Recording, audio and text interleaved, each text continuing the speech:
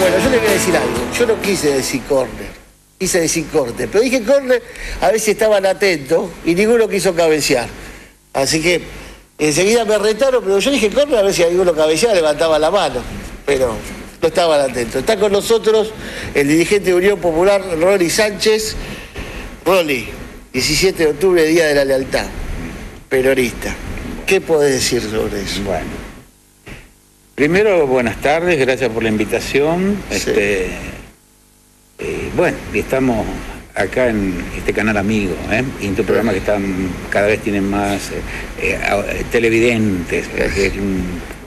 El programa está realmente bien hecho, con mucha responsabilidad. Nos cuesta, pero de a poquito. Seguramente que sí. Con humildad y voluntad. Sí, claro, el laburo, la perseverancia. Exactamente. Bueno, el 17 de octubre de 1945, mañana se cumple 69 años de este evento histórico. Y es producto de varias cosas, pero especialmente, primero la sociedad que hace Perón con los sindicatos, allá por él, siendo secretario de Trabajo y Previsión Social de la Nación de Farrell, a partir del 43, que unifica las 4 o 5 CGTs que había en ese momento, o centros. CGT había la número 1, la número 2, había una número 3, había otro que no sé cómo se llamaba, y otro que se llamaba Forja o algo así. Eran 5 centrales obreras. Y aparece como una alianza, a lo mejor pensada por Perón, no por el resto, como una alianza estratégica de militares con sindicalistas. Por supuesto que esto le costó a cada una de las partes pagar algún costo con el tiempo. Lo concreto que a partir de esa alianza, Perón en la Secretaría impulsa una serie de reivindicaciones para la clase trabajadora argentina. Entonces empieza a juntar adhesiones porque lo que tenía él, como decía, mejor que decir es hacer. Entonces las cosas eran concretas. Él planteaba esta reivindicación y salía, planteaba esta otra y también salía. Entonces fue generando un poder en base a las realidades. La gente empezó a sentir que tenía a alguien que defendía los derechos del trabajador. Yo tengo esta anécdota que, no sé si resumen, pero enriquece. Mi viejo era empleado del Automóvil Club, no hay ningún chivo para el Automóvil Club, ni socio soy, pero bueno. Pero él estaba en la provincia de Buenos Aires, San Borombón, Arrecife, Bolívar, se recorrió unas cuantas, ¿no? Y contaba que venía un inspector que era un empleado como él, calificado nada más, a hacerle el arqueo y revisaba la estación, estaba limpia, y después iba a la casa de familia, porque el Automóvil Club le daba la casa a los jefes, y le revisaba hasta abajo la cama. Era una cosa, un atropello, era eso. Bueno, entonces le revisaba todo y después hacía un informe. Durante 11 años don Sánchez sacó la mención o el premio del Automóvil Club a la estación más limpia.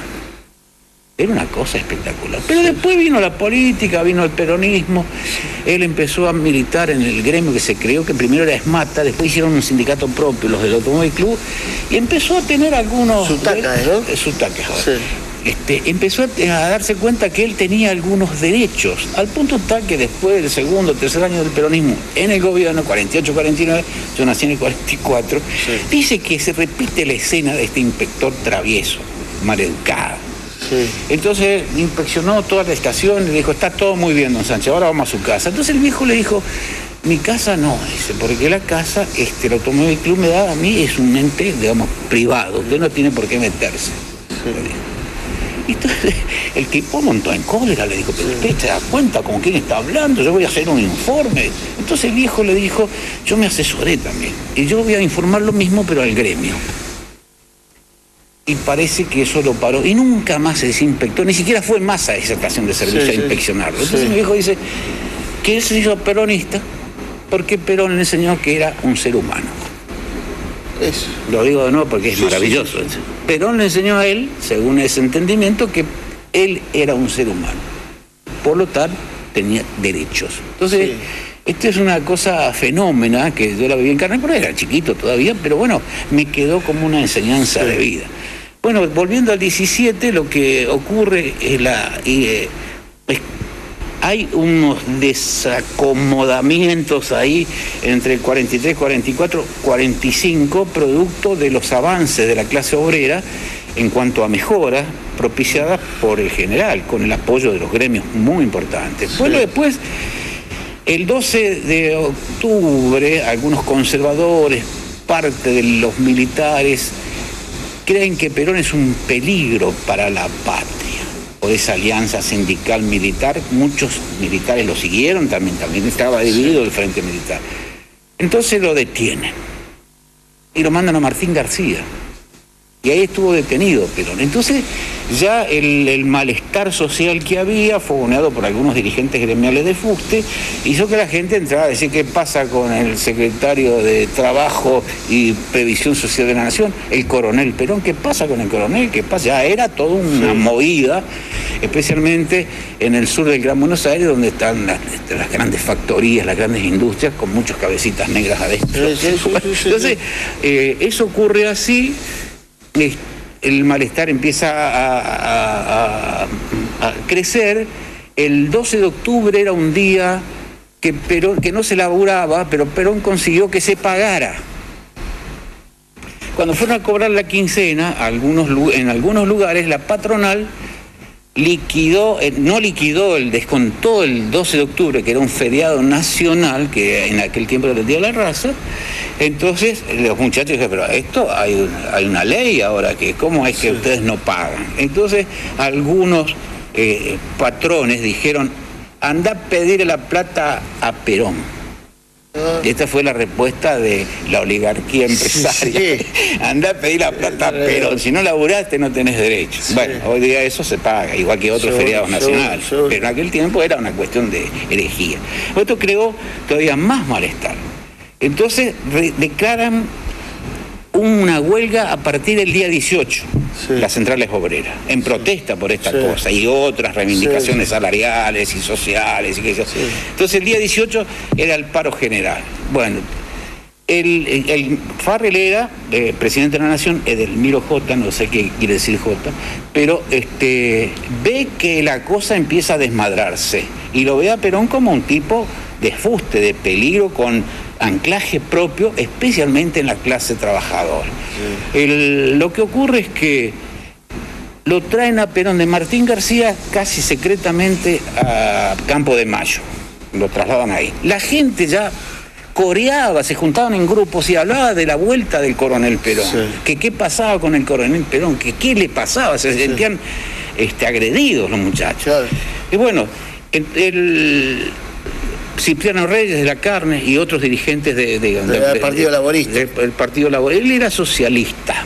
Cipriano Reyes, junto con la Evita, que hacía sus primeras armas, empezaron a recorrer toda la Espinela, donde había especialmente fábricas, y decidieron casi espontáneamente que había que movilizarse para liberarlo al general Perón, el coronel Perón en ese momento. Entonces, cuando aparece el 17, cuando va a amanecer el 17, columnas de gente, de obreros, empezaron a converger a Buenos Aires, caminaban 20 de Berizo, Ensenada, de muchos lugares caminando venían, algunos en colectivo, otros como podían. Y la Plaza de Mayo se llenó de cabecitas negras, según los titulares de los diarios de la época. Y los negros metían las patas en la fuente para refrescarse porque hacía mucho calor. Hay fotos memorables. Hay fotos de eso, ¿no? Entonces se arma una agitación que nunca se vio. La gente se va concentrando, pedían por Perón, Farrell evalúa y dice, esto se va a armar un lío de aquello. Consulta con otros militares, lo querían ver a Perón en el balcón, porque es el clamor de la gente. Entonces Farrell entendió inteligentemente que había que traerlo a Perón, si no eso, quién sabe qué podía llegar a pasar. Entonces lo busca Perón y lo trae. Y a las 11 de la noche, la hora 23:10, dice la crónica, Perón aparece en el balcón de Plaza de Mayo. Y ahí empieza otra historia. Fue el primer contacto de Perón con la multitud, con la masa. Y se establece casi un diálogo directo, cosa que no ocurría, ¿no? Y entonces Perón ocupa por primera vez la palabra compañeros al final del discurso. Fue un discurso muy emotivo y él dice que se va a poner al frente. Al año siguiente Perón es electo presidente de la Nación Argentina. Como hay un escritito por ahí, fue presidente de la Nación Argentina 3 veces, elegido por el pueblo, y murió en el ejercicio de la presidencia de la Nación en el año 74. Ahora, hay que ver también la trascendencia que tiene el evento, porque a partir de ahí la historia argentina cambia. Totalmente. ¿No? Es un antes y un después. 17 de octubre es una bisagra espectacular en la historia argentina, en la historia política de la Argentina. Sí. En ese evento, yo por ahí vi que decía, no había celulares, ustedes tenían que ver eso, no había televisión en Argentina, claro. No había, por supuesto que había algunas emisoras que no eran peronistas. No, seguro. Entonces, ¿cómo operó la muchachada, el militante, digamos, sindical, en las fábricas? Como decimos acá en Misiones, el Radio Zoo. El Radio Zoo. Increíble, pero juntaron 500.000 personas en Plaza de Mayo. Fue un evento que rompió con todo, fue una cosa conmovedora por un lado, con mucha emotividad, porque uno sentía que el sentimiento del pueblo estaba ahí, claro. La voz del pueblo es la voz de Dios, ahí se sentía esa. Sí. Yo conocía compañero Pedro Nahum, fallecido ya, que aparece en una fotografía como colgado de esas luminarias altas que había, que dicen que era él cuando era joven, ¿no? Pedro Nahum, un hombre muy reconocido en la provincia de Misiones como compañero histórico del peronismo. Y él me decía eso, se sentía una energía y que había, una cosa que había nacido, había como nacido algo nuevo, que efectivamente fue así. Nació algo nuevo, bueno, con defectos, con errores, como todas las criaturas que nacen, después crecen, se desarrollan, algún día morirá. No sé si morirá. Bueno, no sé si morirá. A pesar de algunos intentos ahora, de tratar de terminar con el tema de la lealtad es una palabra tan bastardeada dentro del peronismo, que es... ¿Qué sentís vos con todo esto que nos contaste y todo, cuando a veces dicen el kirchnerismo es una etapa superior del peronismo? Jejeje. Jejeje, ¿quiénes son estos tipos? Siempre fue una expresión que no alcanzó al 5% la izquierda peronista dentro del movimiento peronista, pero tuvieron la gran habilidad, hay que reconocerle, que se quedaron con todo el paquete. El peronismo no es kirchnerista, nunca fue, ellos lo despreciaron a Perón, históricamente, a través de los hechos, a través de toda su historia. El montonerismo fue contra de Perón. Esto es verdad, la juventud peronista revolucionaria, todos estos engendros ahí pseudo-marxistas que empuñaron armas y mataron gente, todos estos engendros despreciaron a Perón porque Perón era fascista. Entonces, nunca le van a reconocer ningún mérito. Yo recuerdo que una de las... en el 83 también agitaron esto, cuando el peronismo pierde con Alfonsín, y el radicalismo vuelve a ensayar su viejo y ancestral gorilismo, ¿no? Hablaba del pacto sindical militar, ¿te acordás? Sí. Bueno, estos son los radicales. Pero bueno, son incorregibles. Bueno, después lo quisieron reflotar en el 89 y le salió mal. Le salió mal. Yo creo que el peronismo, el país está lleno de peronistas, no sé cuántos son. Lo que no hay es un partido, que el kirchnerismo hizo lo posible por destruirlo. Y casi que lo logró. Sí, mira, justo tocando ese tema que lo iba a decir en la apertura, el PJ Nacional está a un paso de ser intervenido. Claro, no tiene actividad política y hay tiempos para presentar documentación, para decir que gestión hay. Iba a decir al aire y después está destruido. Lo han destruido. Lo que no pueden destruir es al peronismo. El PJ en otros momentos se llamó Partido Laborista, Partido Peronista, Partido Justicialista, y en Misiones ahora se llama Unión Popular. Concretamente, así. Eso no lo van a poder tocar. El peronismo peronista está en Unión Popular. ¿Tenés esperanza que el peronismo se vuelva a recuperar y de vuelta a ocupar su casa y a ocupar su lugar que se merece en la política argentina? Sí, totalmente, porque está la doctrina metida en el corazón de miles de peronistas. Lo que tenemos que esperar que el kirchnerismo termine total y definitivamente su presencia nefasta en la historia del país. Entonces sí, tranquilos, vamos a reconstruir todo lo que quisieron destruir estos que casi lo logran. Logran algo que los militares no pudieron, que nos habían prohibido hasta cantar el himno los militares también. Sí. Pero bueno, la marcha quise decir. Sí. Bueno, el peronismo tiene recuperación porque en esencia está metido en miles de millones de argentinos. Entonces no hay ninguna posibilidad que no se organice. Es una cuestión de tiempo.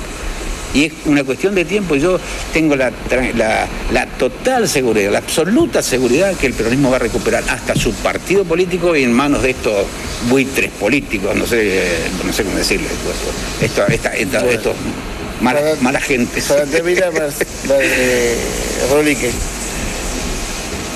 ¿qué le dirías al peronista que está esperando ese momento?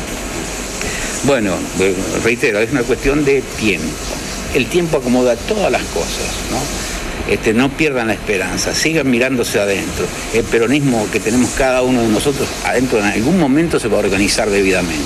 La instancia previa acá en la provincia de Misiones es Unión Popular. Unión Popular cosechó más de 90.000 votos en las últimas elecciones, no tiene contaminación de ninguna naturaleza y va a ser, estoy convencido, el paquete central, el corazón, el núcleo de la nueva reorganización del peronismo que vendrá después del 2015.